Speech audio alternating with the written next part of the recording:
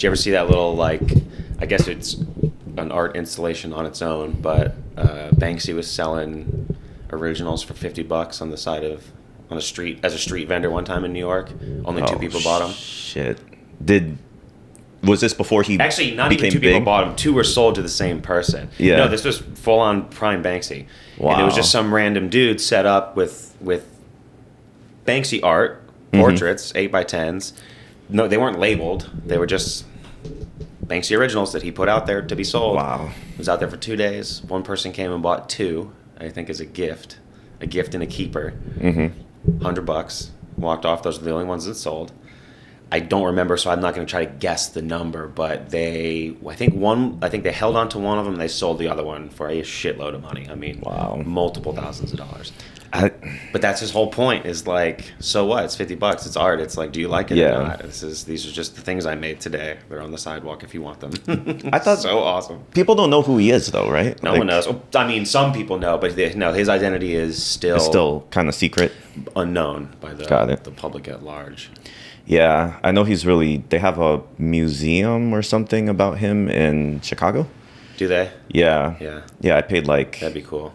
Oh, you did? Did you see it? I paid $60 to get into this thing. Oh, really? Wow. And it was good, but I don't know if it was $60 good. Yeah, I mean, it's hard to quantify. That's a lot of money. These days, it feels like that's kind of normal, but I think it could have been cheaper. Yeah. You know? Like, I feel like I was just getting... Maddie and I paid to get into the Basquiat exhibit at Orlando, at the Orlando Museum of Art, which is relatively infamous at this point because it was completely found out to be falsified and a bunch of fake counterfeit Basquiats. And yeah, and then like this information was revealed through different sources, but one of them was an email, and I remember thinking like, okay, well, you guys owe me $20. Like, I paid to walk around and look at these fake ass Basquiats. Like, what's your deal? Yeah, that's actually pretty cool. Not cool, but that's pretty interesting. It is cool. Scam, it's cool in a way. It's ridiculous. Yeah. It's I would much rather be able to say that I saw a bunch of original found lost Basquiats. That's far cooler. But there is something kind of, I don't know, neat and memorable about, we went to that bogus-ass Basquiat counterfeit show in Orlando. Like if you wanted to do a scam, you can set that up real quick. Be like, oh, yeah, we're going to show these, original pieces, blah, blah, blah. Yeah, it was super involved. Like, I read there was a few stories about it in the paper, and I don't know if it even made national news or not, but I think it did.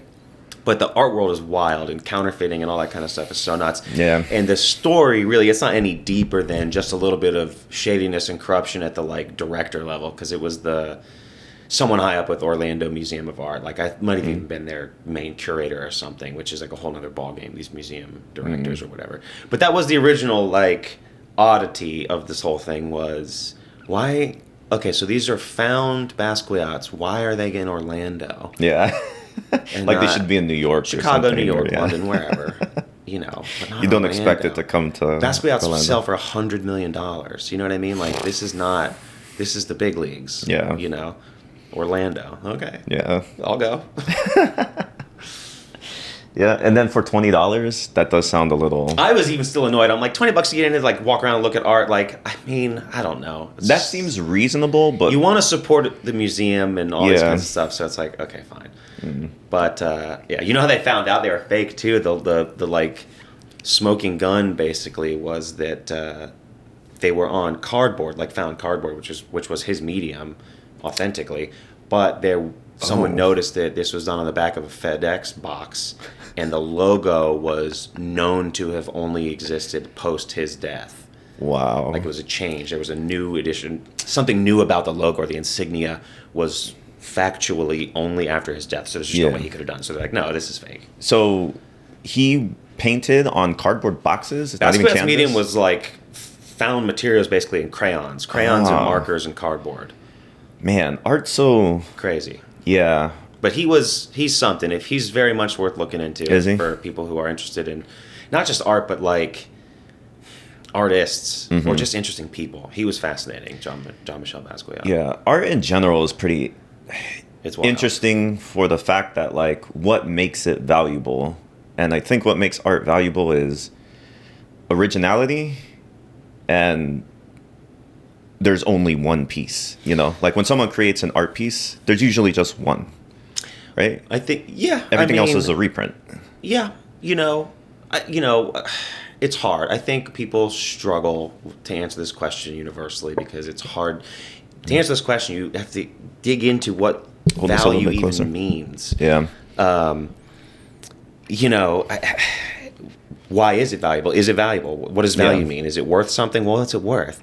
And it's like for humans, I think art is just about feeling seen, feeling understood, feeling like I am a part of something. It's weird the feelings you can get from art that really resonates with you. Not everyone has this experience, but if you do, then I think you get it, and then it becomes even more impossible to define value. And why we get so in our feelings about shared experiences, like if I have a one-of-one art piece, it's so valuable. If there's 300 of them, it's not. It's not. Exactly. Why? Why? That's strange to me. Yeah. Because we want to hold, this was mine and mine only, and no one else can have it. I think that's something deep within humans is to have something that is. Yeah, I think that is still in our DNA. 100%. Resource conservation. Yep. And it trickles over into things that it shouldn't, like emotional attachment and things like that. Yeah. Yeah, we've been talking a lot about that on the podcast recently. What's also interesting too is some of the great artists that everyone's heard of, Da Vinci, Vermeer, people like that, ran studios, and they created art pieces for consumption. That was the whole point. The art was meant to be consumed. It was meant to go in homes and be in cathedrals and things like that. So they wouldn't make prints, but you would have a stable of painters, a staff of painters who would all learn from the master, for instance, of Da Vinci, but they would all paint the same work. The one done by the master, by Da Vinci, is the master work. That's where masterwork comes from. Masterwork, I think people sometimes think of this as the best of their career or something. Not necessarily. It's just the one that they did that the other artists copied or reproduced or repainted for mass consumption. So the masterwork was the one that was done by the head honcho, basically. Yeah. Which is why those are more valuable. Of course. How would they not be? Because that really is a different kind of one of one. This is the only one Da Vinci did. Yep. Which is, I think, one of those things with like Mona Lisa and other portraits and famous Da Vinci works is like this was the one that was done by him. You can find other versions of this, but this is his. Yeah. And when it comes to art, like I got into crypto during the whole thing, and I'm still into it because I still believe there's going to be, I think there's value in the technology itself. The digital environment? Yeah. Yeah. Just blockchain technology itself, I think, is valuable. Yeah. Obviously, there's tons of different scam coins and stuff like this, so it's not, it's just like the art we were saying, like anyone can do any piece of art, right? But what makes one artist or what makes one crypto valuable, that still needs to be seen. Like everyone has to come together to be like, this is what is valuable. It sounds like you're referring mostly to NFTs, and this is I'm talking about NFTs for sure, because I got to be honest with you, even though I like crypto, NFTs were always a little strange to me. It's like, very strange. I didn't know why those were valuable. The idea is cool. I always found the idea cool. I always did. I never rejected the idea. I never really bought in. I didn't buy in either. Because it never convinced me. Exactly. But I do think the concept is cool. I do too. And but I'm wondering, exactly what we're talking about. It's still ownership. This is mine and no one else's. Exactly. Which is a crazy thing in the digital world. Like, in the digital world. Right click, save as. It's mine now. Because everyone always asks me, I can just take a screenshot of, and I tell people, I'm like, you can also take a screenshot of the Mona Lisa. Picasso. Yeah. Is that yours? No, because it's not the original. And blockchain tells you who owns it. Yeah. It is a distributed ledger that says this is what everybody owns. Yeah. And there's no forging. If you can forge it, but if you don't have that digital ownership, then it's not the real one. Why does that matter? Is the thing. Well, this goes back to human nature, right? Exactly. About why would that matter? But it does. So it's taking that need to have that exclusive thing into the digital world. Yeah. And that's going to be valuable in the future. It's also... artists can benefit from this, right? If they create a digital art, they can be like, okay, I'm putting only one of these out there. Or 10 or however many. And, these are the original. All the other screenshots don't mean shit because you don't have that. Yeah, this is one of those things that I think... has to be spoken about and talked about because it is inevitable. I don't mean by us at present, but I mean it's not going anywhere. It's an inevitability. It's going to happen. So, I mean, accept that fact and choose which side of this you want to be on, and maybe grow its development in a positive way or a way that suits you or something like that. But I do think it's inevitable. I think I think so too. Digital ownership, possessing things in the digital space, whatever that means, it's going to happen. And we're going further and further into it, because have you seen Apple's new Vision Pro headset? I've seen it. I don't know much about it. I know what it looks like. I could point to it. Exactly. I know how much it costs. I have a feeling this is the headset that's going to bring everyone into that ecosystem, because the Meta Quest, already? I think so. Yeah. It is that good from what I've seen so far. And so Ready Player One in what, like 5 years? Yeah, probably. I'm not going to lie, because the YouTube tech reviewers that I watch, they all, I watched all their reviews on this thing, and they were all kind of shocked at how well this thing worked. So how many years away from the great divide between people who live in the digital world and people who reject it? I would say in the next 5 to 10 years. Oh, man. I think so. Yeah, I think we're headed that way. I don't know if it'll happen that soon, but I think... Yeah, I don't know. It's an interesting thing to think about. It will be interesting when the Vision Pro comes out. I'll have a better understanding of how I don't want to be here. I hope I'm gone, but I don't want to go through that. Every time I tell this to someone, it scares them. I'm not scared of it. I'm scared of how much I'll love it. Yeah. So, everyone says I'd rather just live on a farm, man. You can keep your headset. You're not going to see people walking around with this thing on their face outside. Because this thing is heavy. You're getting in lightsaber duels in your bedroom, of course. What's going to happen is you're going to come home, and instead of sitting down and watching... Yeah, you're going to go be a gladiator in Rome. Yeah. You're going to put this damn thing on your head, and you're going to be able to scroll Instagram. You're going to be able to check your emails. This is all on screens. I love Instagram so much, I need it huge and in my face. Yeah. I have to be in my Instagram and you'll have, your game playing. You still scroll reel on a real phone. Yeah, exactly, dude. So weird. It's gonna get weird. I mean, I don't plan on purchasing the first generation, but headset? I have a feeling eventually we're all gonna get it, and we're all gonna pay the $3,500 it costs. No, dude. You don't they can think give so? me one. I won't. Yeah. They can send one to my house. I'll give it a try. And so you know what? This is coming from someone who hasn't tried it either, so maybe I'd sing a different tune. If I put it on and I did get to lightsaber battle Darth Vader, then I'd be like, okay, well, maybe I do want one of these. But also, this is a thing with our age, right? Maybe. We didn't grow up with this. Imagine the... But we did grow up with the thoughts of it. For sure. I know. It's a great point. This thing for on, sure. They're going to embrace this. It's kind of incomparable. Normal. Yeah. But what we did grow up with is the fantasy of it. There's no surprise. There's not a coincidence that it's happening now as all the millennials are at this age. Who do you think's buying this thing? Not 12-year-olds. They might want it the most. They don't have $3,500 to pay for a headset. We do, kind of. Yeah. This demographic. But we did grow up with the idea, the fantasy of virtual reality. I mean, internet and video games. I remember one of the bigger fantasies in the early 90s was being able to play video games with someone across the world, like via the internet, basically, which was... That idea was just a fantasy. It didn't have any legs whatsoever. A couple years later, then it starts to kind of become a reality. But so we've definitely daydreamed, I think, about this kind of thing, and it's been in movies and all that kind of stuff. And so now that it's here, it does feel a little odd, surreal in a way. Yeah, almost like it's not true. And what scares me the most about it is people are gonna get sucked into this world, and they're gonna be and with AI too now. I have a feeling, society is already having this issue with relationships and, people trying to connect with each other. Even though we're so connected digitally, it seems like we're never been further apart. Yeah, we're at the dawn. This is new for us. And I think this is just going to entrench people into digital worlds where they're going to have relationships on these things. Probably. They're going to have, everything is going to be... Just catfishing the shit out of each other. Yeah. And it doesn't really matter because you never meet in real life anyway. Exactly. Yeah, you're going to have that movie, Her. Have you ever seen that movie? Oh, yeah.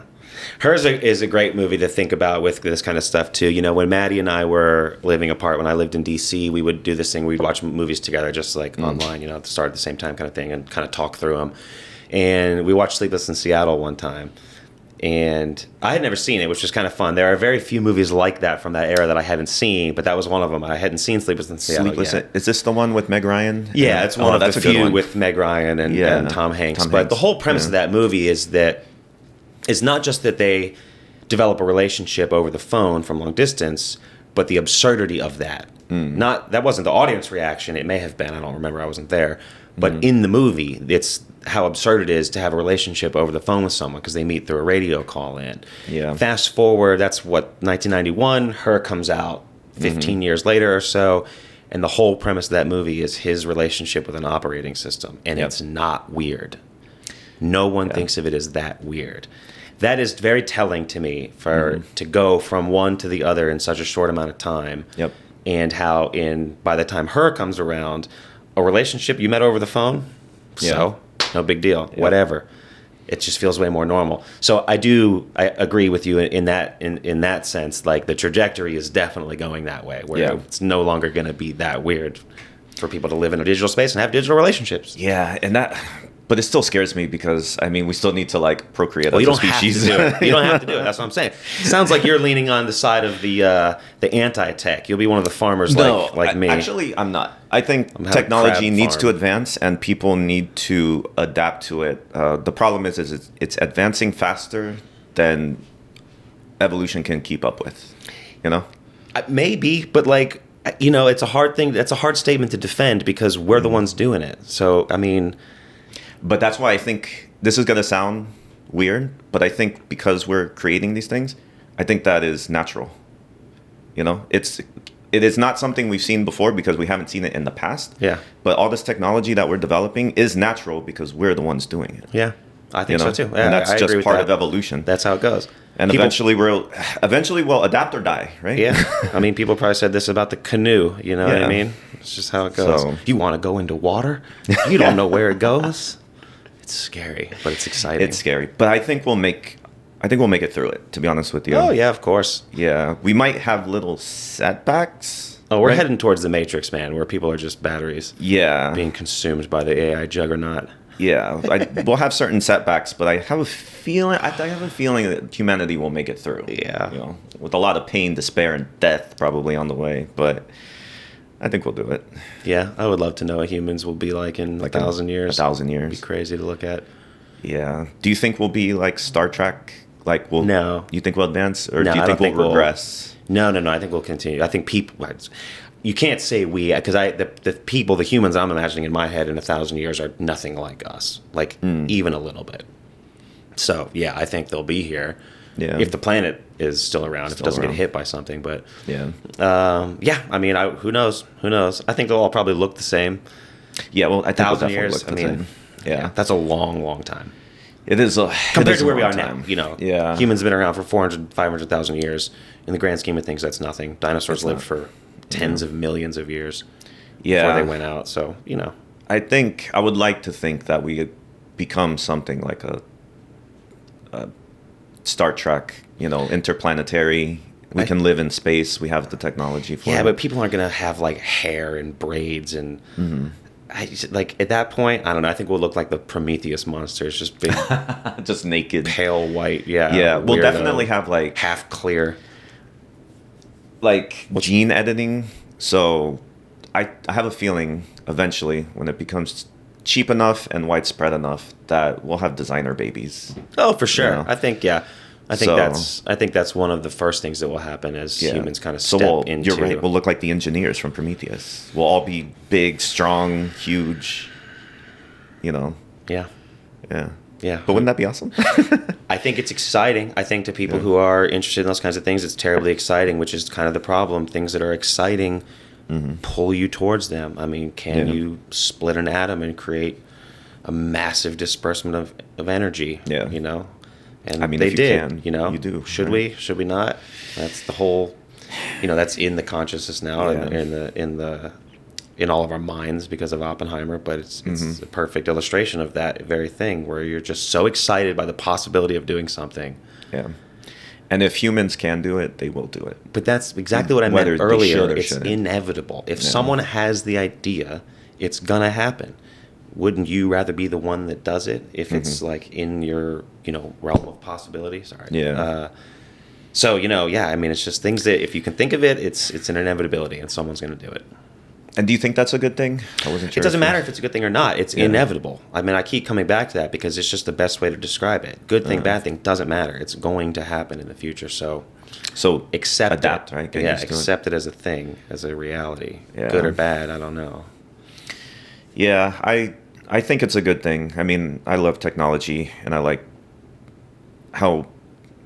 what men has been able to, or what people have been able to develop. And I think you're right. It's inevitable. That's not going to stop. So you might as well adapt to it. I used to be against things like social media and online dating, and I pushed against that as much as I could until I finally realized, like, dude, I'm gonna get left in the dust culturally. I'm gonna get left in the dust. Yeah, it's tough. It's tough to make decisions on those kinds of things. Pros and cons, especially if you're from the world that was pre-social media, pre-digital era, like we kind of are. Yeah, those were good times, weren't they? Yeah, I mean, early 2000s were fucking awesome. Yeah, I mean, I'm pretty sure every generation says this. Probably, but we can say it too. I mean, if they all say it, we should say it. I love the 90s. Yeah, the 90s and the early 2000s. Another cool thing. Right before the phone. Yeah, the phone away from home. Yeah. I wasn't a big phone person either, like when it was attached to the wall, but that was how you would talk. I was. Get up on the phone. I mean, here and there. Yeah, it's another cool thing about being a 90s kid too is that the 80s were right in your rear view. Like you didn't experience them, but they were right there, and they were still like you could still feel the 80s kind of lingering. And I still kind of feel that way, and it's just crazy to think that was 40 years ago. Is that your favorite decade? Do you have a favorite decade? I don't know. It depends on you'd have to get more specific. Favorite decade for what? But I do think, the 90s, of course. I mean, it's just an emotional attachment. It's my era. It's my decade. But it is a shit, though. I will say that. I'll defend it against anything. Yeah. It's clearly better than the 2000s. 2000, 2010. I don't even think people from that time would even argue that. But, 90s is the best. Yeah, I feel like I have a love for the 80s, though. Ridiculous. I feel like every decade that's passed right until it became the 2000s had like a certain thing about it that defined that decade, whether it was style, music, or historical event or whatever. I feel like the past 20 years has been less like that. It is weird how I see your point. It is interesting how at least from 60 to 90, 60s, 70s, 80s, 90s are all very, in your mind at least, distinct. They're very unique Styles from each other. Quick. Yeah, when you hear 60s or 70s or 80s, you instantly think and feel what that was. It has an identity for sure. Do the 2000s to 2000 to where we are now, I don't think they have that really. Yeah, I don't think so either. Maybe it takes time to see it though. Maybe it does because 70s was disco, tight pants, bell bottoms, big hair. Yeah, I mean, you name these things super quickly. When you say 80s, you know exactly what we're thinking about. Yeah. 90s bright colors. You actually look kind of 90s right now, dude. The 90s is kind of swinging back through a little bit. It is. The baggy shirt, baggy pants. It's funny how SUBU is such a fish tank for so many things, but you can see it like, SUBU's been around for 12 years now, which is enough time to have seen things change, and fashion is one of those things too. Like it's back now where people are wearing big baggy cotton shirts over their workout clothes, and it's so funny because I remember when we got away from that, and it was like lame to look like that. Everyone had to have like super new, tight, clean Lululemon on, and now that's definitely gone. And now that kind of looks a little bit. You're trying too hard. Just put a t-shirt on, man. It's just we're in a warehouse. You know what I mean? Get over it. So it's funny how those things change, but. Yeah, I'm super down with the 90s aesthetic. It's comfortable. Yeah, I think so too. I used to be against it at the time because I went through the whole phase. My mom used to work at a surf shop when I was a kid. So you back had in the 90s. A direct line on the goods. I had a direct line, and I always wanted the baggy pants and the Spitfire shirt and the backwards hat. Did you wear Airwalks? No. I was wearing Vans back then. Okay. Yeah. Okay. Is Airwalks the pump one? It was a skate shoe. No, the pump shoe. I think a few people had pumps. Reebok maybe. Yeah. LA Gear were the one that lit up. No, Airwalks were like they were skate shoe, but you would get it. Airwalk was the name of the brand, but you would get them. You get them from shops like that. Yep. Yeah. And then through the 2000s, I went through the tight pants emo. Dude, I've always been a look. big bottom person. I remember when skinny jeans started to come out. Jeans, I tried a pair on accident. And I realized they were skinny, and I couldn't get it past my calf. And I'm like, what the hell is going on? I was like, these are not labeled correctly. Dude, I had friends that they were buying women's low jeans at the time. Oh yeah, like, I had punk rock friends who wore girl jeans for sure. Yeah. I never got that much, but I did wear the tight pants. Yeah, I did wear the tight pants. So uncomfortable. I have to be comfortable. I can't. Yeah. No way. And I had I had dreads, but also the scene hair. Okay. That kind of. All right. You know, the My Chemical Romance kind of. Oh yeah. Oh yeah. Oh yeah. All right. That was the shit back in high school for me. And then I moved past that. And now I feel like, remember how we were talking about styles? I feel like the style has been. Yeah. I think it's clothes now. Yeah, for the last 15 years. Funny being in that mindset. You start to discover who you are, and you're you think you're so in control of everything, and then you look back as an adult, and you were just the product of conforming to whatever was around you. So funny. You're so you when you're 16, then you look back and you're like, nah, you were just like every other asshole. Just like everyone else. And that I mean, but that's normal. It's fine. Who cares? Yeah. The people who didn't conform were probably the weird ones that had no friends and nobody. Yeah, maybe. Or they all hung out with each other, you know. Yeah.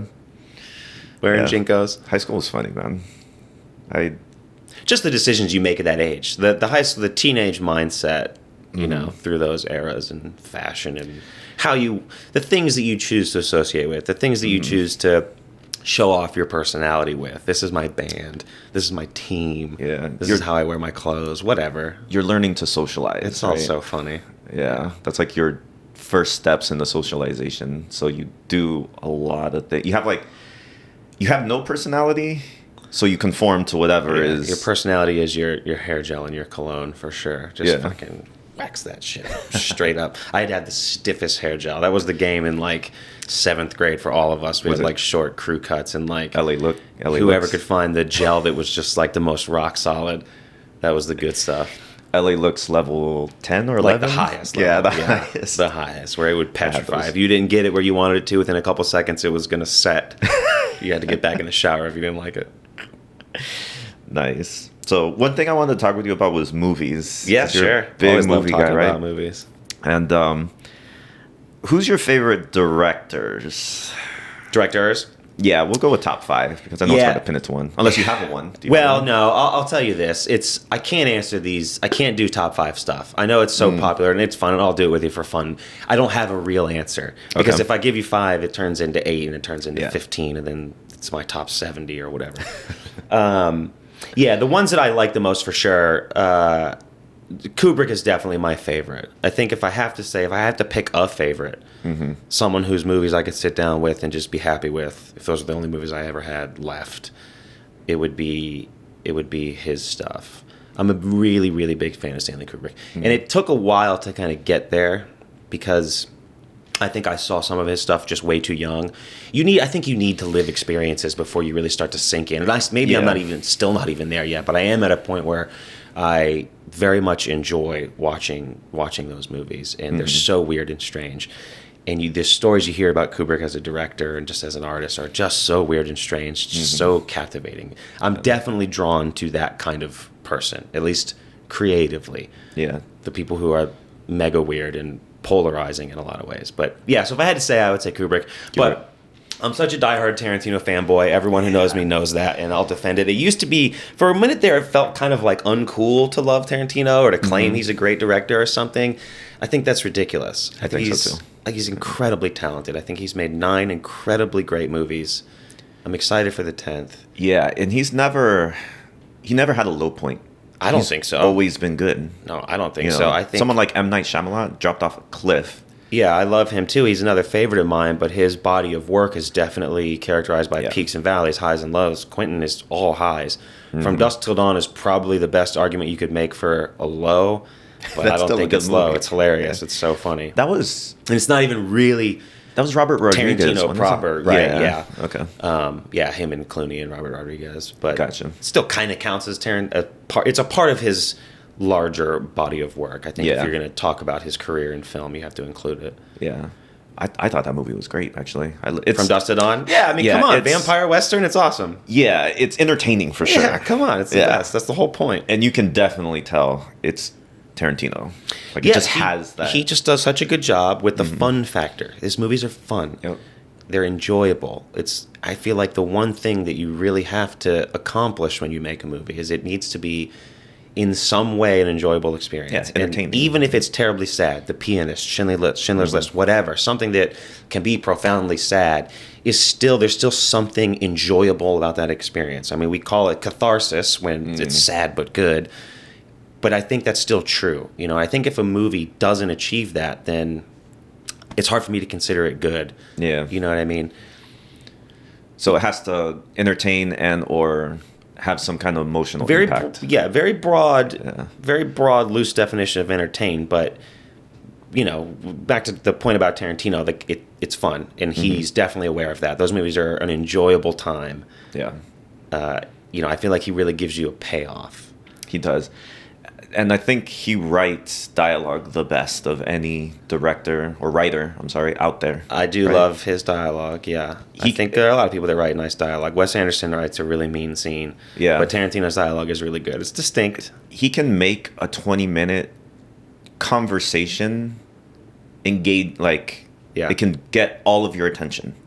All of it. Oh, yeah. He does it often. Does it He regularly. doesn't need, special effects or crazy things happening on the screen. It's literally words and two people. Yeah, and great performances. That's the thing, I think, another thing that is probably what I like so much about him is that he's such an actor's director. He loves performances. I do, too. As a fan of movies, I really like great acting performances. That's one of the things I'm like attracted to most in movies, and Tarantino really gives you that because he is like that himself. I think he loves actors. He loves seeing actors do their thing, and he likes creating for actors. He's one of the ones who will write for specific people. I don't think always, but often he'll write characters and he'll know, I want whoever, Sam Jackson, Sam Rockwell, whoever, to be this Tim Roth he likes to write for, in their voice, which is its own talent for sure. But there's a Tarantino dialogue scene is really fun. Yeah, and he knows how to pick them because I think that's the thing. He picks them. He really cares and knows who he wants to be in his movies. Inglourious Bastards, Hans Landa. Hans Landa. Landa. He wrote that, and then once he found Christopher Waltz, like they wrote that before he found the actor, right? He did, But once he found Christopher Waltz, he knew that was the one. Yeah, and of course, crushed. Yeah, won an Oscar role for it. Yeah, there's pretty good stories around that time too of Christoph Waltz being one of the later people to audition for that. But Tarantino hearing it and knowing, he's like, this is definitely he gets this character, and it's one of the best villains in movies. Oh yeah, up there with terrifying. The Joker and all these other ones. Right? Absolutely terrifying. The best. Love that character. So good. Love that movie. That opening scene. That was the first time I remember seeing that movie in the theater, and even when she runs away, thinking that's the most scared I have been in a movie in a long, long time. Like a long, long time. I was genuinely terrified in that scene. It's just so good. It's so brilliantly made, and it was so scary. It was, and it's not a scary movie, but that scene is terrifying. Scene particularly was. Yeah. It's hard to scare someone who is well into adulthood, you know? I mean, outside of jump scares, it's relatively tricky to write a scene, to create a scene that is just genuinely emotionally terrifying. And it had no monsters or blood nothing or guts, or you're right, jump scares. Just so scary. It was like a mind game that, I don't know, as an adult, you think... It just sinks in, the terror. Yeah, you feel that terror. And you see it on their expressions, too. Like, the whole thing is the just exact so perfect. Moment where he pinned Mr. Lapetite. Yeah. And he already knew. Yeah. Like, I want a glass of that milk, too, that delicious, your delicious milk.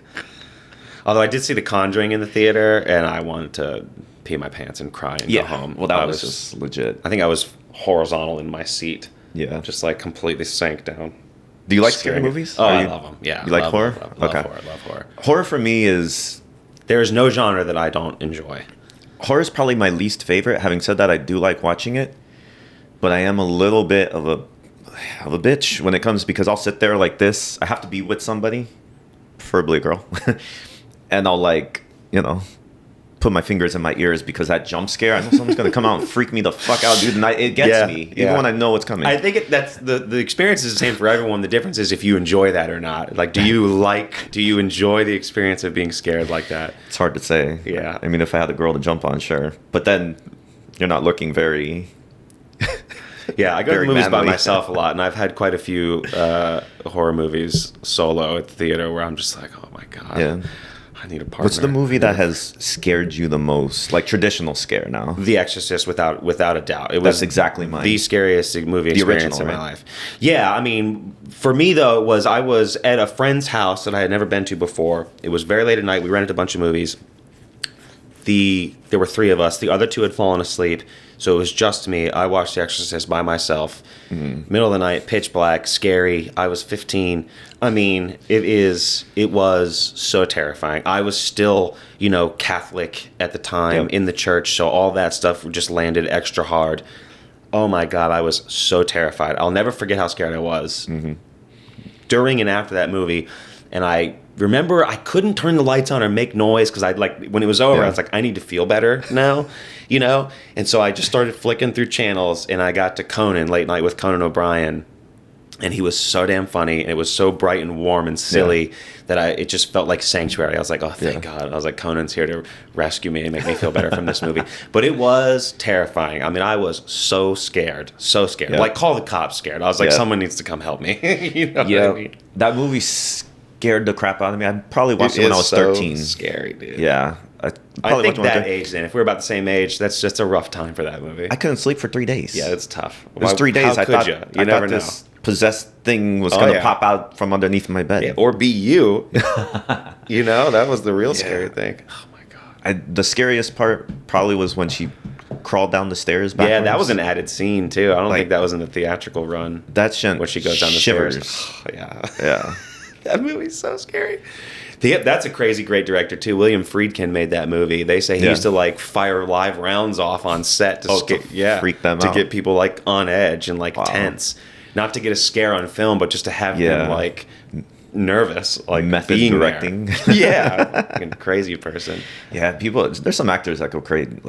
You hear some stories. What do you think about method acting? Do you think that's a I don't real know. thing? I don't know enough to really have an opinion. I know I've heard comments on both sides of the opinion aisle, basically, from different people that I like. And I can see, if I was one of those people, would I enjoy that process? I think I would try it. I don't know if that would stick for me. I don't know. I mean, it's interesting. I think you could, anything, you can go too far. Yeah. Robert Pattinson said something that was, I thought, pretty poignant about that. He's like, have you tried just acting? Yeah. You don't need to be this person. Yeah. It's called acting. Just act.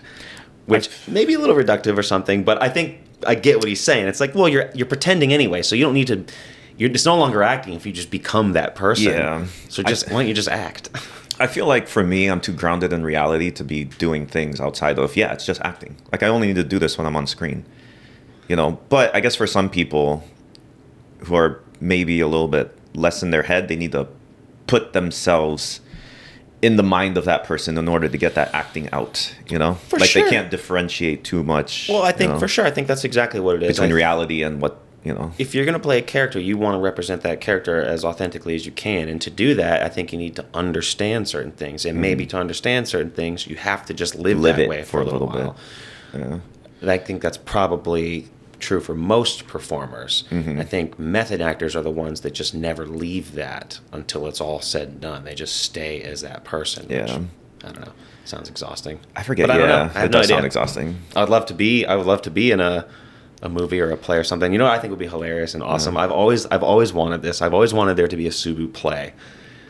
Just about what? I don't know. It doesn't have to be about anything like the gym or anything like that, but just 30 SUBU people just as an ensemble cast. That idea has always made me laugh, and I want to do it so bad. What would it be? Such a train wreck. Who knows? What would it be cares? about? Do you have maybe some 3 acts? No clue. I don't know. No. It could be anything.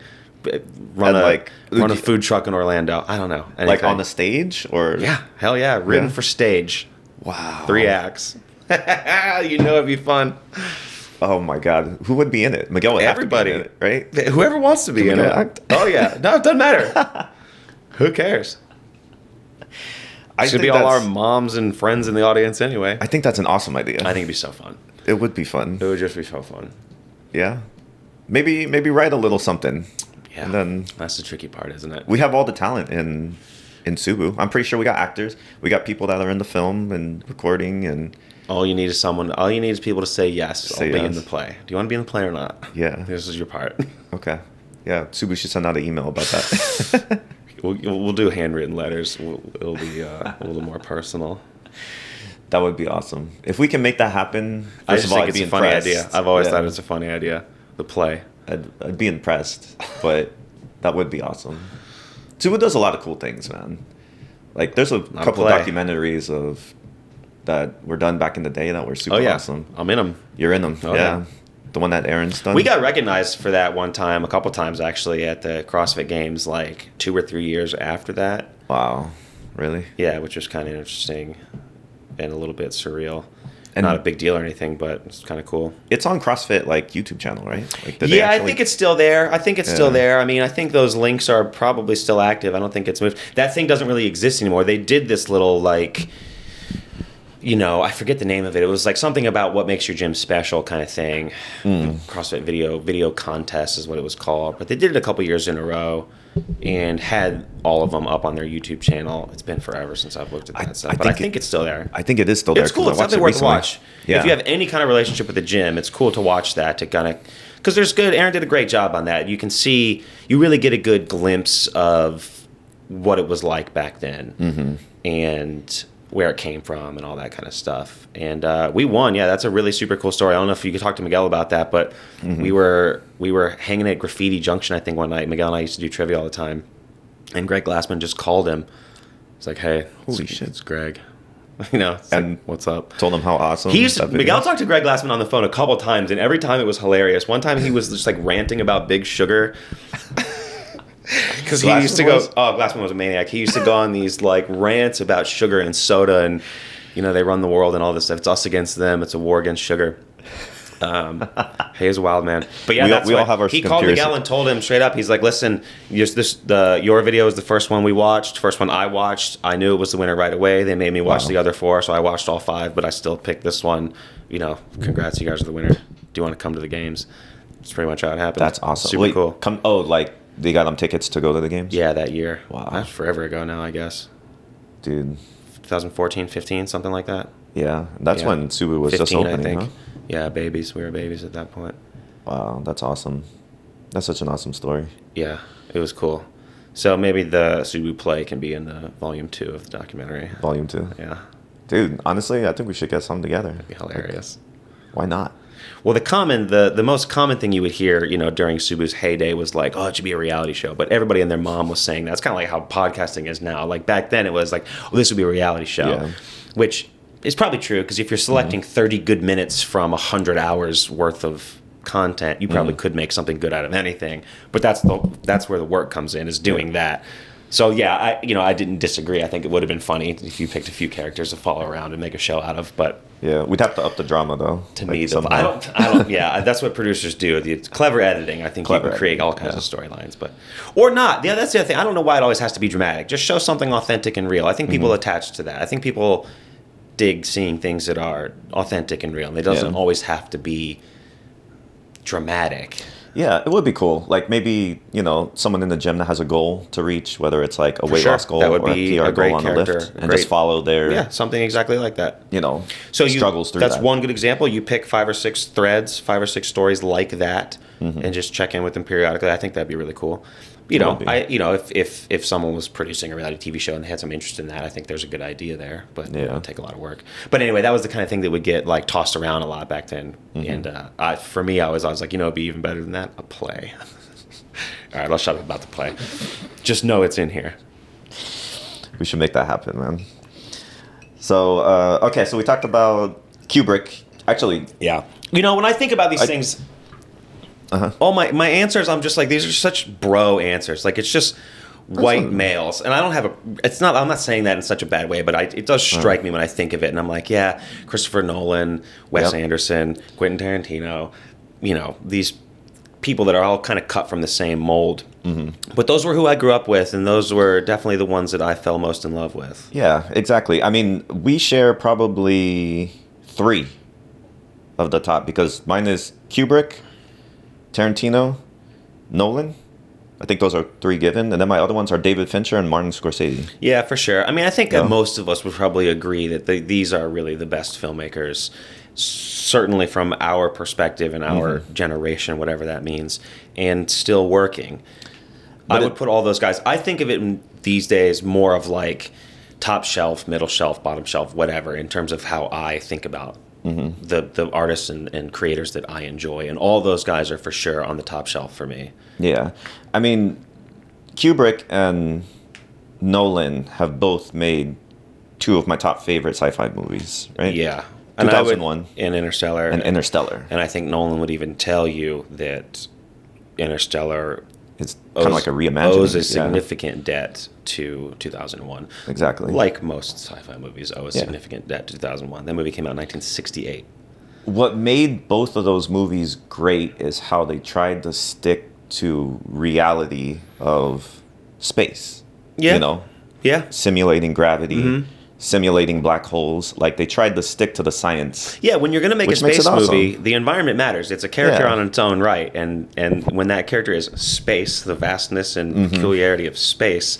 Space is a character. That's something you can get grossly wrong. And if you get it wrong, it kind of corrupts the whole experience. But if you get it right, like both those guys did, it really, really creates a unique movie-going experience where you are in that environment with these characters. Yeah. Another great director, Alfonso Cuarón, he made Gravity with Sandra Bullock. Oh, Gravity, yeah. Which does the same thing, I think, just as well, where it treats space as a character and does it exceptionally well. Wow. But that is the thing, is that Kubrick set the bar for that in all those years ago. And so every sci-fi movie that comes along after that is kind of what it's compared against. And there have been so many. But yes, both of them, Interstellar and 2001. Space, they get space so right. And it's just so fun and scary and exciting and awesome. I was talking to Maddie about this. I'm like, my favorite movies, if I start listing my favorite movies, they're all the same. It's just space sci-fi in space. Yeah. You know? And it's like... So what are your favorite movies? Well, like when I think about stuff like that, again, like I can't answer that question. There's just no way. I have stock answers that I go to. I'll say 2001 a lot. I'll say The Big Lebowski a lot. I'll say Alien a lot. I'll say Blade Runner a lot.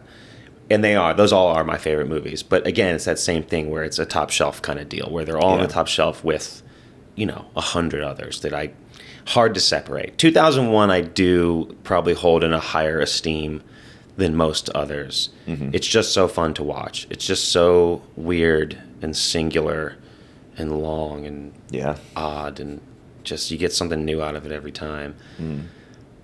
But I feel that same way about The Big Lebowski. I could watch that movie any day of the week. Those 2 movies are kind of like totally different. Completely. But, that goes to show you that it's not just sci-fi that, you know. Oh, no, it's not, but it's just so funny. I like every genre. I could tell you 10 movies from the weirdest genre you could think of, and I could tell you what I like from it. Because I don't really think of genre that much. I mean, I recognize it when it's there, but it is funny when I sit and think about what are the movies that I like the most, and they all kind of tend to be kind of the same. Space-oriented sci-fi. I don't know. I mean, I think that's the same that goes for me. I mean, my favorite movies, also I have some nostalgic movies, right, that I grew up loving. Like in high school, my favorite movie was Fight Club. Yeah. I loved that movie. I used to watch it every day after school. And it just had such an impact on me. Nowadays, I look at it and it's a good movie. Yeah, so what do you love about that? What do you recognize in that you like? Is it the tone of the movie? The tone. I just thought it was so cool. And it's a young person movie, right? Don't give a fuck. Fuck the system. These mundane lives, or these mundane ways of living. Young male energy all over the place. Causing chaos, causing mayhem. It just bloody bare knuckle fights in a basement. It's just cool, man. I tried to even make my own soap. The themes and the content was definitely cool. I think for that movie, like Seven and like most of Fincher's stuff, it just feels awesome. The tone of his movies is just so grimy and the cinematography is my favorite. That's what I mean. Just low light. He's always very warm, very very desaturated. You know, Yeah. it's like dark and rainy and just gritty. It's I cool. like Fincher. I'm very excited for Fincher's new movie, The Killer. I think I'll be in New York when that comes out, and there's this little theater up there in Long Island that it's got like 3 screens, very small auditoriums, but it's really cool. It's a really cool experience to see a movie up there, and I'm really hoping that that's the one that we can see. The Killer. I didn't even know he had a new one coming out. Yeah, a new Fincher movie, The Killer. Nice. I think it's actually dropping on streaming as well. Don't quote me, because I stay away from that kind of stuff, so I don't remember. From streaming? Well, no, from like anything that might be a spoiler. Oh, I see. Yeah. Or just I just don't like having expectations. So things that like give info, I just kind of tend to stay away from. Either way, I don't remember if it's that one or if it's Killers of the Flower Moon. But one of them I think is coming on Netflix as well as in the theater. Yeah, I'll have to look into that because David Fincher is I think it is that one. Yeah, yeah, he's the best. made 2 of my favorite movies, which is Fight Club and Seven. Seven, yeah, come on. Seven's Back so to good. back, man. Yeah. That's like 98, 99, 97, 99. I think it's a hell of a 1-2 punch. 95, I think. 95 is Seven? I think it's 95. Yeah, it might be. Yeah. Yeah. Yeah, that was such a cool movie. And I then, know, it's the best. You know, Brad Pitt back in the day was one of my favorite actors. Yeah, that's the thing. You know, Seven's such a fun movie to rewatch at different points in your life. I did this not too long ago, and I hadn't seen Seven in a long time. And it was, you know, at some point, if you had asked me when I was, I don't know, younger, I probably would have said it was my favorite movie. I love it very much, still do. But I watched it again for the first time in a long time, and it was striking how differently I related to it. I remember, like you just said, Brad Pitt was just the coolest. You watched that movie and it was a Brad Pitt movie. He was just, it couldn't be anything cooler. You know, he was like 30 and awesome. 2 big dogs, detective, brash, he didn't give a fuck about the rules or whatever. Watch that again now, like as an adult, and he's insufferable. Yeah. And it's I identified completely with Somerset, with Morgan Freeman's character, way more. He's been on the job for a long time. He's good at it. He knows it. He's kind of over all the bullshit. And here comes this young brash 30-year-old. He's just like, this fucking guy is killing me. And it was so funny. I was like, yeah, I feel so much more in tune with Somerset now. Now I look up to him, and Mills is annoying. Yeah. It's because you're getting closer to that age, man. You know, well, of course, you have your experiences are different, and when you're, you know, that's just how it goes. But it was really fun to rewatch it again and have it see it differently in that way. That's a great movie. That's another one that had a pretty awesome villain. Yeah, he's the best. Yeah, he's the best. That was well, we won't say much for people who haven't seen it, but Seven.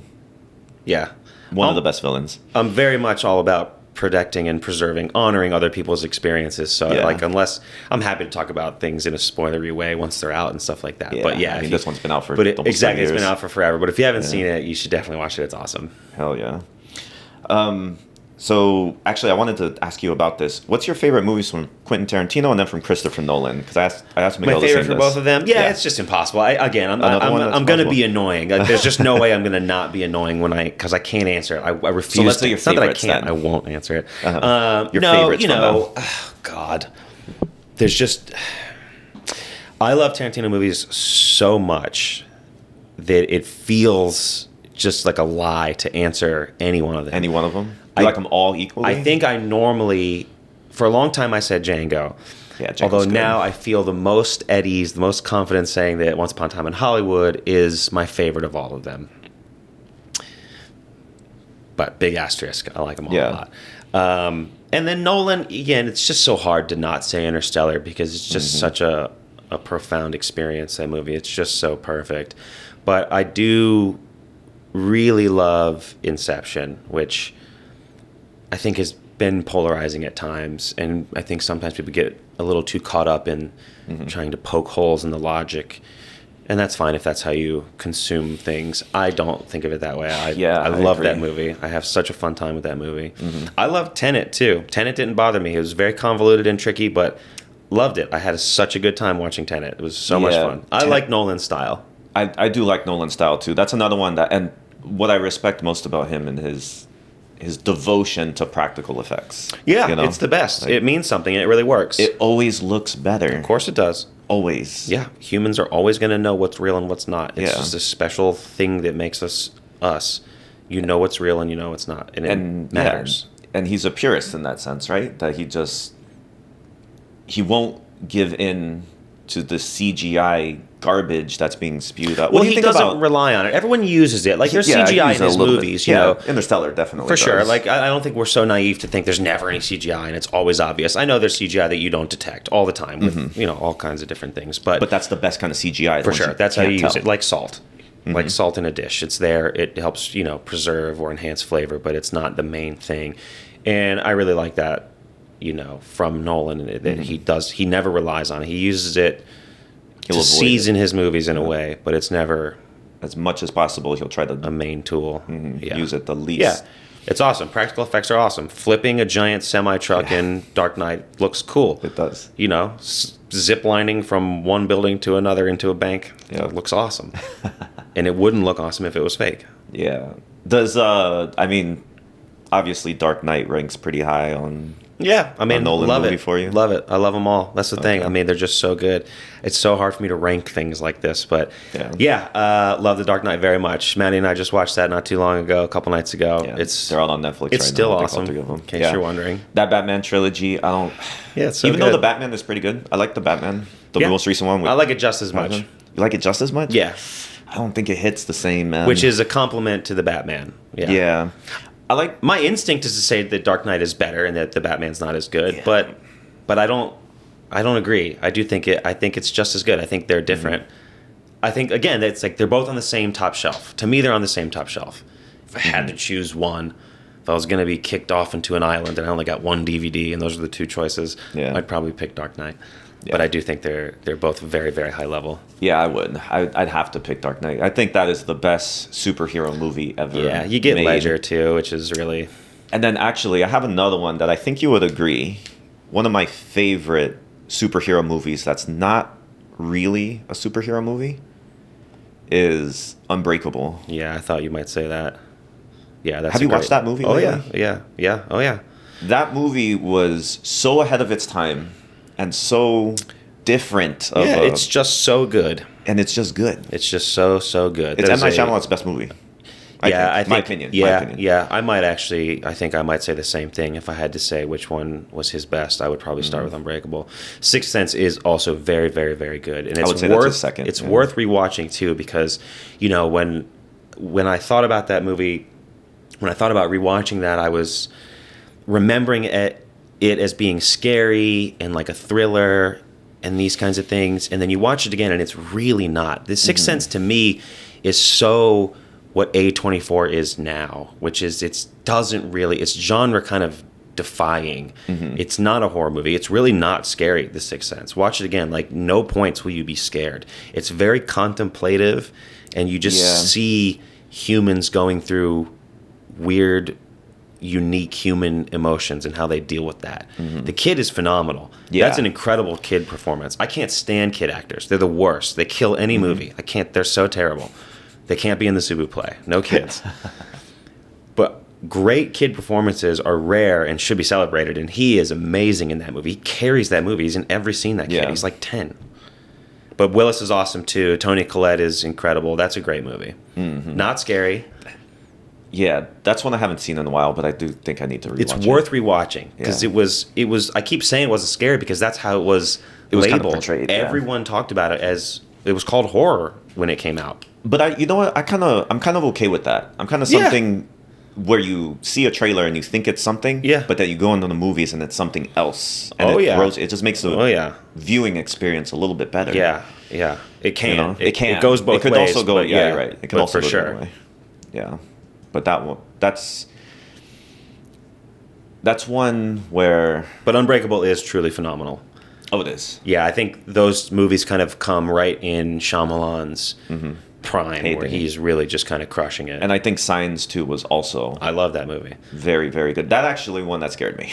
That one was a little scary. Yeah. I'm a Shyamalan apologist. Admittedly, I'm a big fan of his, and some of the movies that people really didn't like, I like quite a bit. Some of the ones that people really didn't like, I also really don't like. Which ones did you like that most people don't? I know it's not Airbender. No, it's not Airbender. Okay. Oh, yeah. Talk about child actors. I wish I could like it. It's just so bad. It's just so bad. The Lady in the Water. I love that movie. And I know there's others like me out there who like The Lady in the Water. Mm-hmm. I love that movie. That was panned. That movie got dragged so hard when it came out. And then, I would even say The Village I liked quite a bit. Not as much, I don't think, but I liked The Village quite a bit, and that one was another one that I think a lot of people didn't like. So I've seen The Village, and I don't think it's as bad as people It's definitely not as bad as people. Watch it. Yeah. It's not bad. I think people really didn't like the reveal. They're like, that's dumb. It's like, okay, or I knew that's what it was. Okay, fine. I had no idea that's what it was. It was just such a curveball of a twist that I wasn't really sure. You wanted it to be supernatural, and it wasn't. I think that was the thing that got people the wrong way, is that you're ready for this big Shyamalan twist, and you're like... I mean, it was a twist. For sure. It was a twist. No, to me, I would have never thought that would have been It's kind of like... This is going to sound so pretentious, but it is kind of a meta twist. It's a twist on a twist, because there is a twist in the movie, but it's not the kind of twist you would expect from Shyamalan, where there is some great supernatural element. It's not at all. It's the opposite, which is kind of a twist in its own, on its own. So maybe you're right, because Shyamalan always likes to do twists, right? If there was a twist that caught me most off guard, it probably would have been that one, along with The Sixth Sense. The Village, yeah. The twist in The Village. Sixth Sense twist is that's an all-time moment. Yeah. That's up there with Luke, I Am Your Father type of thing. And that Sixth Sense reveal is no one So besides saw that one, that twist from The Village probably caught me most off guard. Yeah. But you're just not sure. At least for me, I just wasn't sure if this was the type of twist I wanted. It's kind of weird. Which, now that we're talking about it, weird. Maybe... Watch it again. Maybe that's what makes it good. It's kind of cool. Yeah. And then Lady in the Water, I gotta admit, I actually haven't seen that. So haven't seen it? I haven't seen it. Yeah, I don't blame you. Or that doesn't surprise me, really. That movie it came out, it got ripped. I mean, this is kind of still when critics really mattered. Yeah. In newspaper reviews and Rolling Stone and all that kind of stuff. But it got dragged pretty hard and got not pulled out of theaters, but it didn't have a long theatrical run, and then that was just kind of it. And I think it came on TV, like Showtime or HBO or something around, like shortly after, but that movie just kind of came and went, disappeared from... You know what? I'm going to give that one a shot. I'm going to watch it, because I never seen it, and actually, I haven't seen anything about any spoilers or twist. I don't know anything about it. You won't know anything about it. Okay. Yeah, just put it on. So that will be one I'll go into blind and fresh. That's the best way to do it. And I think this is I think most movie people get to a point in their life where they start to have preferences and favorites as directors, like we were talking about, filmmakers that you enjoy. Mm-hmm. And once you get to that point, it's really fun. It's always worth checking out someone's work that you like. It doesn't mean you're going to like everything they do, but it's always worth checking out their stuff. I had a conversation one time with a friend about Spielberg. So he's made a ton of movies. Some of them are really not great. Yeah. He's made some of the greatest movies that have ever been made, of course. Mm-hmm. But the point I'm making is that while he's still making movies, it's worth it to go see what a great filmmaker can do. It's always worth checking out what they did. And I think Shyamalan is definitely one of those guys. Mm-hmm. If he's made a movie and you haven't seen it, check it out. I mean... I would say there's only 2 films from him that I've seen. That was probably a waste of my time. Well, After Earth was a waste of everyone's time. They should just delete that movie from existence. Yeah, for me, it's not a movie. Airbender. Yeah, Airbender's pretty rough too. I actually walked out. I was one of the people who walked out of the theaters. I mean, if you got somewhere else to be, that's a movie you can First leave. of all, I was sitting in the front row on the side with my neck cranked, and it was so unbelievably bad that all of us looked at each other and agreed. And in 30 minutes we were out of there. That was my best friend and I and Maddie went to go see Avatar 2, and that was the same thing. We're looking at each other like... Did you guys walk out of that one? No, well, I think he did. He went to the bathroom and just never came back. But we were cracking up. I was like, this is the stupidest pile of shit I've ever seen. I didn't see it in theaters, but I watched it when it came out on streaming. And about 30 minutes in, I was just so like... Dumb. But the story was just... It's fun when you're in a theater like that, where you're just like, when you have that realization, when it dawns on you, you're like, oh, this is not a good There's movie. no coming back from this. Dude, I watched X-Men 2 in the front row of a theater at Winter Park Village too. Yeah. A couple front row experiences definitely stick out in the memory. They do. It's rough. It is rough. It's not... Why do they even make seats that close? That's absurd. Yeah, I think now theaters... First of all, theaters I come from a time, and you do too, where they didn't have the elevated straight roads. It was straight road, and you had to like position yourself in between two heads. Oh yeah, in order to see. Yeah, it was bullshit. And you think about it, and you're just like, that is the dumbest you really way. And it did that for what, 50, 60 years? Forever. Yeah, the straight up until rows. they finally decided to, maybe we should go up. A theater in Tallahassee when I was in college that was like that, where it was just two long, straight, flat rows of seats. Yep. Oh, man. If you were in the back behind some rough people in front of you, it was like you weren't even there. There's no point. Yeah. So, where was I going with the original CD? And another one from M. Night that I think is a waste of time. I think it might be worth watching because it's not a good movie, but it's so bad that it could make you chuckle in a couple scenes. And this is The Happening. Oh yeah, God, yeah, that's bad too. That's pretty bad movie. It's real bad. And the acting's not plants. Great. It's the plants. They're alive. And the twist is that's pretty stupid. Yeah, that's not good. That's what I mean. Those two are the only ones. Hits and misses. Yeah. Hits and misses. Those are the only two. But other than that, I think you're right. I think The Village is worth watching and is good. Now it doesn't suck. It's not a horrible movie. It doesn't mean you're going to love it, but and it has Joaquin Phoenix, which is actually one of my favorite actors. Man, you get a good Joaquin performance, you get a good Bryce Dallas Howard performance. There's other great actors in that movie. Adrian Brody plays a really weird, unique character. The Shyamalan cameo that's in every one of them is not the worst. Is pretty cool in that one. And I have mostly good things to say about that movie. Yeah, he always puts himself in those. What's your favorite moment where he put himself in the movie? Like Shyamalan? I know mine. It might even be that. He's in The Sixth Sense. He's just like a doctor who just kind of has a quick little line. It's probably the one that fits the movie the best. It's the least jumps out at you. Mm-hmm. But in Village, it's funny because he's like a park ranger or something like at a desk. Exactly. He loves a uniform and a job title. What's yours? Mine was actually it's probably where he had the most on-screen time, and that was the Signs. Yeah. Well, he has a scene in Signs. He's actually quite good in that. That's a great movie too. And he's kind of a pivotal character. That's another one. You get great Joaquin. You get Mel Gibson. That was good. Love him or hate him, he's still pretty solid. Actually, I think he does fly under people's radar. I think he definitely flies under people's radar. Excellent. I know, because he was canceled before canceling was a thing. Yeah. So he kind of just stayed in that realm. But I would agree with that wholeheartedly, that he is overlooked, not just as a performer, but as a filmmaker. He's made some really, really, really strong movies. Really good. So Apocalypto is awesome. It's awesome. Awesome. Braveheart's Braveheart, but I like Apocalypto. To me is like his best. It's the best. I think so too.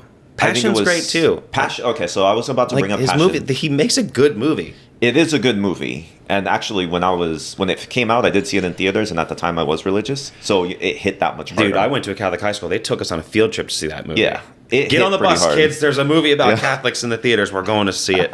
Tuck your shirts in. Yeah, I grew up Christian, so the same thing. Oh yeah. Right? And I remember being a little teared up. Actually, there were some strong moments in that movie. There very much are. The themes in that movie hit regardless of what your leanings or beliefs are or whatever. Mothers and their children, sacrifice, all that stuff. Like, the populace. Bringing that when he's carrying the cross. All that stuff. And I think it was his mother, right? Telling him, why are you doing this? Or something like that. The best scenes in the movie are between him and Mary, for sure. And it's just such a powerful moment. It's great. Even now, it kind of gives me shivers, even though I don't believe you don't have religion to. It doesn't God matter. Or anything. You believe in an experience as a human being because you are one and you have those. And that's really what he articulates in that movie. That's what great movies do, is they put things that don't have direct explanations on screen. I wonder how it will affect me now that I'm atheist to watch that movie, if it will probably much better. Yeah. Yeah, I think you'll probably be able to view it as a story and not a retelling of events. Yeah. It's a story, and you can pick the themes out and enjoy and find value in those things on both sides of it. That's another one I'll give another try. Right? So I got Lady in the Water, and I got Passion of the Christ. No rush. You get to them when you get to them. Yeah. Being a movie lover is a lifelong journey. You get to movies at some point. Mm-hmm. There's no deadline. One of the final things. There's a lot of criticism of contemporary movies, especially. Not from me. You don't think so? No, man. I You don't think do movies this. are still just as good I as think they ever gatekeeping were? is such a waste of time and energy. I don't know if I would say just as good. I think incredible movies are still being made. Yeah. I think every year I see movies that I love. Love, love, love. What's your opinion on superhero movies? Love them? Yeah, I can. Again, it's like I said before about genre. I like things from every genre. I don't really get too bent out of shape about genre, and so and to that point, I think, is superhero a genre? Yeah, sure, comic based movies, whatever. And like any other genre that's full of different examples, there are some great ones, there are some bad ones, but I think to reject a whole genre just because to judge a whole genre, whole category, whole class of movies according to the worst examples is just kind of foolish. It's kind of a silly mindset to take. Like if you hated action movies and your only examples were like dollar bin Steven Seagal DVDs, I don't really think you're making a strong point, Yeah. Steven Seagal, that is another money laundering system. Oh, the best, dude. Seagal has like 7 movies a year. I'm like, what's going on here, man? What are you doing? Yeah, if you actually, I've looked up like first of all, I don't watch his movies because they're pretty bad. But Steven Seagal himself is such a meme, Yeah. Like, oh, yeah.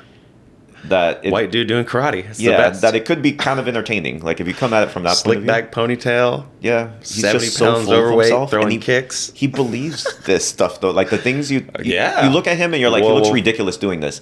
I think in his mind, dude, he Ridiculously thinks he's good. the coolest fucking person on the planet. Yeah, well, him and I both agree on that. Come on, man.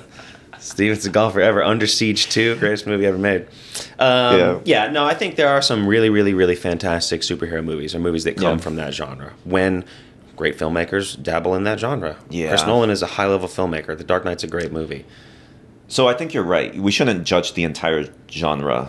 No, of course based off of, but I feel like superhero movies lately have not been focusing on story and plot as much, and they're just trying to do cool superhero things. Yeah. Yeah, but I feel, yeah, and that's what prevents most of them from being considered like high cinema or whatever, but I don't think most superhero movies want to be high cinema. They just want to have a dude in rubber tights. So you think around. like dumb fun movies like Godzilla? They've got to have their. That movie's the best. I love that movie. So, but yeah, those movies have to have their place. I mean, come on.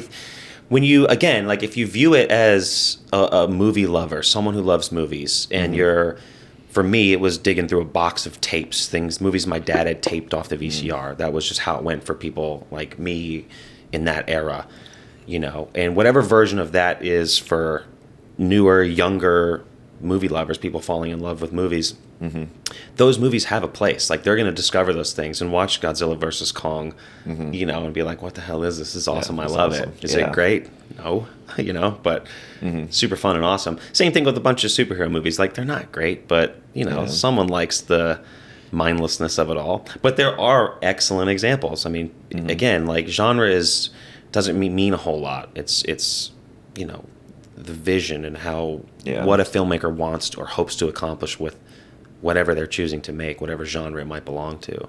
Yeah, I would agree with you because I do like a good story, and I feel like in order to be a great movie, you have to have a good story, right? Yeah. Like you have to have a good plot, have to have a good story. In a traditional sense, I think you can make a movie that is great and enjoyable that doesn't have a story that just kind of meanders. Terrence Malick movies don't really follow a story or a plot. Who's Terrence? Terrence Malick, he made Thin Red Line, Tree of Life. He makes movies that are very ethereal, very dreamlike, where it's just kind of like moving art, basically. There are lines and dialogue and things like that, but at the end of a Terrence Malick movie, if you're leaving the theater and someone asks you what was it about, your answer wouldn't be, well, this guy meets this person and they go here. It doesn't really work like that. It's like you see characters and settings and themes. And this is Terrence Malick? Yeah, Terrence Malick. He's been doing it for a long time. He makes some funky stuff. Him and David Cronenberg, another one. His stuff isn't the same. It's very like creature and monster and like practical gross effects and things like that.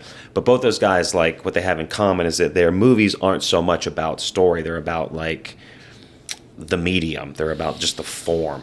Okay. What can you do with moving pictures? So it's more about Basically. visual, artistic Pretty much. type Yeah. of movie. Not Yeah. too much dialogue, not too much. Often no dialogue. You know, there's not a word spoken in 2001 for like 35 minutes. Yeah, I heard it's like, it's a 3-hour movie and there's only like 2001, Space 20 or Odyssey. 30 minutes Yeah, I of think dialogue? it's 3 hours on the dot. Yeah, I think if you added it all up, it's like If you 20 added it minutes all of up. talking. Yeah. So, you know, I mean, but that movie, this is what makes Kubrick just such a genius. But that movie is formless, but it does also have a story. There is a story that you can follow. It just comes so secondary to what that makes that movie special. Yeah. The story of 2001 is really not that special. People go to space to investigate a thing they don't understand. Yeah. AI-based technology is there to assist them. It betrays them. It's kind of the story. But still, what unfolds in front of you is so much more than that. It is. Yeah. And he's great because the way he makes you feel just with music, sound, and what's being shown on screen, Yeah, right? it's all part of it. It's like he needs very minimal dialogue. Yeah. Yeah, especially in that movie.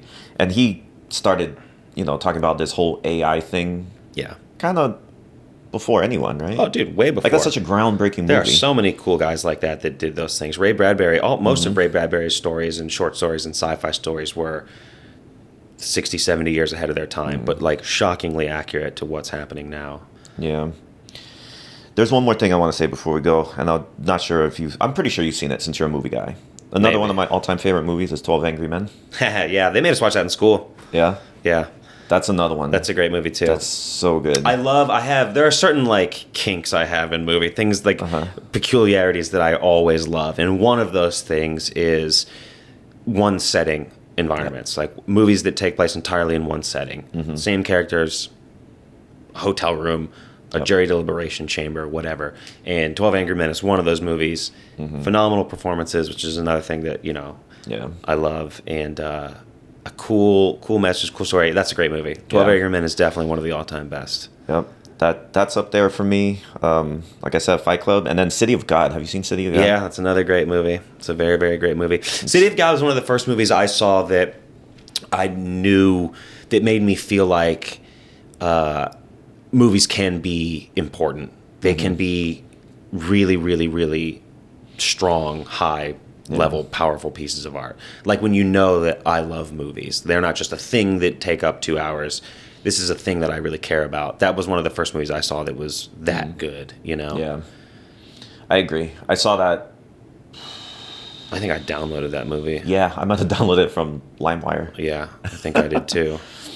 Yeah, and I remember seeing that movie. It's a Brazilian movie. It's in Portuguese. But when it comes to like gangster flicks, I think that one's one of the better ones. I think that movie is widely regarded as one of the greatest movies ever made. One of the greatest. Right? Yeah, I think that's on most people's list. Awesome. Deservedly so. You find that about certain great movies. They're just kind of universally on everyone's list. Yeah. They're that good. And that one's on mine, man. That one, I remember seeing that and just being like... That's a great movie. And I was shocked. There were some shocking scenes. Oh, yeah. That kind of frightened me. Oh, yeah. So... Yeah, when it comes to gangster movies, I think that one's pretty good. Just violence on screen. Yeah. Again, as a movie person, at some point, as you're developing your love of movies, you will encounter violence on screen that up until that point had no place in your life. You've never seen anything like that. And it is jarring. It's scary. It's dangerous. And it's like, that's how you discover that part about the world through this movie. Yeah. I think, those are some of the more profound experiences you have with movies.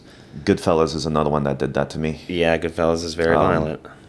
What's Casino the name of the character? Joe Pesci's character in that one. I'm drawing a blank on his name now. What his character's name is? Yeah. What is Pesci's name in that movie? In Goodfellas? I don't remember. Yeah, I don't remember, but Joe Pesci is a 5'3" tiny person, yet he has such a big personality, and he's scary. Nicky? That's exactly what it is. It's Nicky. Yeah. Nicky's scary. He's scary. So scary. He gets his, though. Yeah, that's a violent movie. That's Scorsese for you. Just violent. Yep. And he's definitely one of the best when it comes to gangster films. This might be heresy to say, but Goodfellas and City of God are my favorite gangster films, even over The Godfather. Godfather's not a gangster movie like those movies are. It's really not. You know, I don't know why you're making the comparison, but I think it's a safe thing to say as far as gangster movies goes. Those are more gangster movie-ish than Godfather. Godfather 2 is a little more gangster-driven, but even still, like, that's not really what those movies are about. Those movies are about your family. Family, right? Yeah. Yeah. I mean, The Godfather is really good. Oh, it's the best. The first two. Did you like the third one? No, you know, it's disappointing, but, you know. Yeah.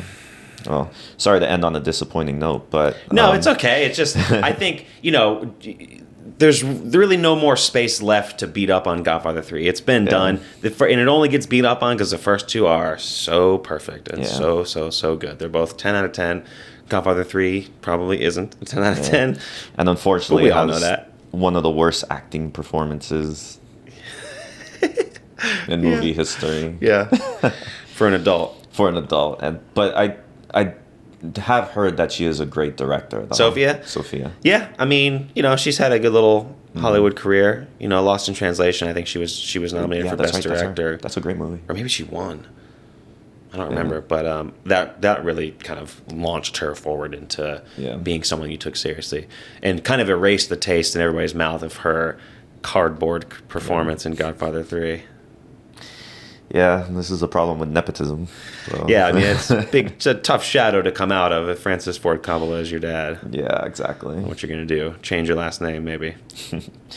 Well, Tyler, thanks for coming on, man. Yeah, man, this is super great. This is fun. Awesome. Yeah. Talk about movies any day of the week.